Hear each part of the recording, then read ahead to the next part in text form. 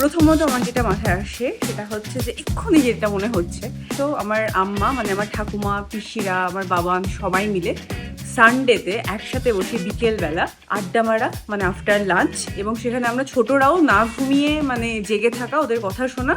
আম্মা একটু পান খাবে জর্দা দিয়ে, সেটার গন্ধ চারিদিকে, এই যে পুরো একসাথে জুড়ে জুড়ে থাকা এবং সেখানে বাড়ির সবাই মিলে, এইটা আমার কাছে ইটস লাইক সো বললি বাঙালি, আমার কাছে কমিউনিটি লিভিং।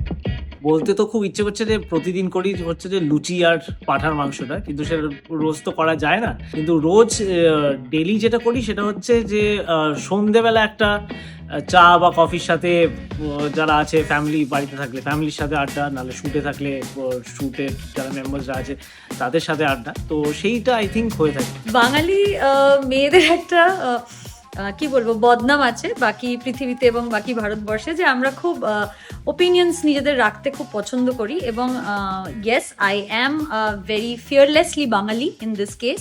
আমি ভীষণ ওপিনিয়নেটেড, এবং আমার প্রত্যেকটা বিষয়ে একটা বক্তব্য আছে এবং সেই বক্তব্যটা আমি রাখি। তাতে কেউ কিছু মনে করলে আমার কিছু যায় আসে না, because after all we are boldly Bangali.